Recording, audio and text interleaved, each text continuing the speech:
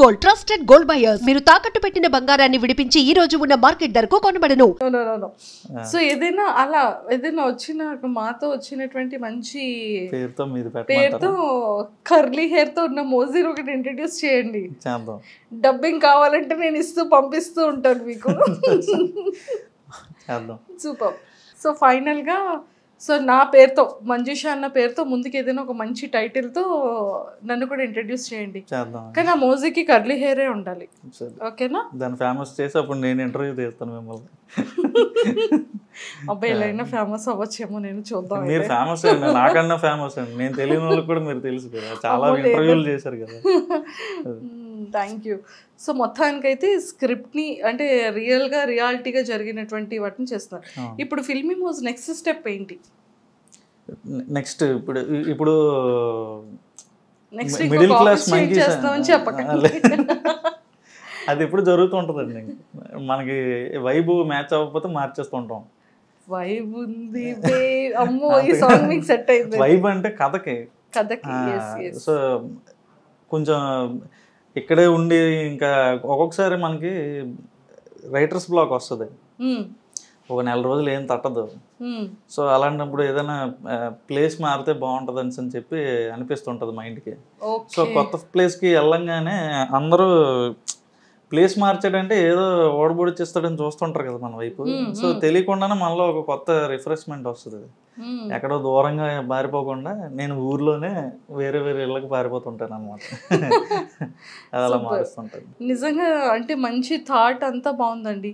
So మీకు once success start అయ్యి viewership start అయ్యేటప్పుడు ఆ ఇనీషియల్ స్టేజెస్లో మీ ఫీలింగ్ ఏంటి? అండ్ ఇనీషియల్గా మీరు స్టార్ట్ చేసేటప్పుడు ఎంత ఇన్కమ్తో స్టార్ట్ అయింది? సో బేసిక్గా ఇది స్టార్ట్ చేసింది కార్తిక్ చిర్రా అని. సో ఏదైనా అంటే 5 సంవత్సరాలు 6 సంవత్సరాలు ఇప్పుడు అవుతుంది. ఇంతకాలం దీన్ని ఇలాగా ఇదే లెగసీతో ముందుకు నడిపించడానికి కారణం అయితే అతనే. సో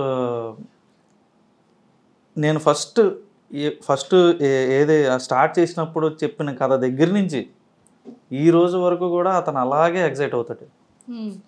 సో అంటే ఇది ఏమీ రూపాయి కూడా జనరేట్ చేయనప్పుడు ఎలాగైతే అతను ఎగ్జైట్ అయ్యాడో నేను చెప్పే కథలకి, ఈ రోజు కూడా అలాగే ఎగ్జైట్ అవుతాడు అనమాట. ఒకవేళ నేను చెప్పింది ఆడకపోయినా సరే, అంటే సరిగ్గా వ్యూస్ రాకపోయినా సరే, సో ఎందుకు రాలేదని ఒక డిస్కషన్ పెట్టుకుంటామే తప్ప దాని నెక్స్ట్ ఇంకోటి అలా మూవ్ ఆన్ అయిపోతాం అనమాట. ఇప్పుడైతే పెద్ద పెద్ద బడ్జెట్లు పెట్టి తీసే సినిమాలకి ఏంటంటే కథగా మాట్లాడుకున్నప్పుడు బాగానే అనిపిస్తుంది. సో అది ఫైనాన్సర్లని అదేని ఆర్టిస్ట్ డేట్లని ఇలా మల్టిపుల్ ఇవి వచ్చేసరికి అవి ఎక్కడో దగ్గర నలిగిపోతుంది కదా. సో ఇక్కడ నాకున్న ఫ్రీడమ్ ఏంటంటే నేను ఏదైతే ఫీల్ అయ్యానో, సో మేము ఎక్కడ కమర్షియల్స్ గురించి ఎప్పుడు మాట్లాడుకోం అనమాట. ఇది వీడియో నుంచి మనం ఎంత లాగేయాలి, ఎంత వ్యూవర్షిప్ లాగేయాలి, ఇలా ఎప్పుడూ ఉండదు అనమాట. రీసెంట్గా కీర్తిశేషులు అని ఒక సిరీస్ చేస్తున్నాం అనమాట. ఇప్పుడు రన్నింగ్లో ఉంది ఆ సిరీస్. అది కేవలం ఏంటంటే చనిపోయిన తర్వాత ఎలా ఉంటుంది అని చెప్పడమే. యాక్చువల్గా మాది కామెడీని మెయిన్ టార్గెట్ కింద చేస్తాం అనమాట. దాన్ని కూడా జనాలకు చెప్పాలి. దాన్ని కూడా ఇప్పుడు పున్నమి నరకం నుంచి ఎలా తండ్రిని తప్పించాలనే కాన్సెప్ట్ అది అనమాట. సో అలాంటి విషయాన్ని కూడా మనం చెప్పాలి. సో చాలామంది చనిపోయిన తర్వాత గురించి మాట్లాడడానికి ఇష్టపడరు. ఏం చెప్పడం, చివరి కోరిక ఏంటి, నేను చనిపోయిన తర్వాత నాది ఇలా చేయరా అలా చేయరా అని ఎవరు చెప్పుకోరు. కానీ చెయ్యాల్సింది పిల్లలే. కానీ పెద్దోళ్ళు ఎవరో దాన్ని మాట్లాడడానికి కూడా ఇష్టపడరు. కానీ అల్టిమేట్ ట్రూత్ ఏంటి, మనిషి ఎప్పటికైనా కాలం చేయాల్సిందే కదా.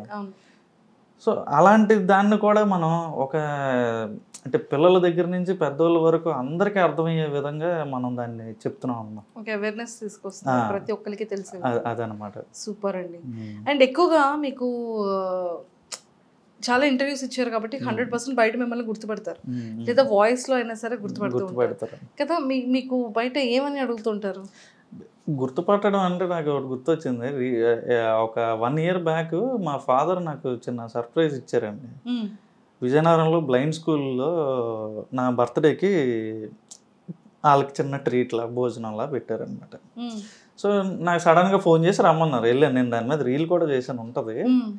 సో పెడుతున్నంతసేపు తినేశారు వాళ్ళు, నాకు హ్యాపీ బర్త్డే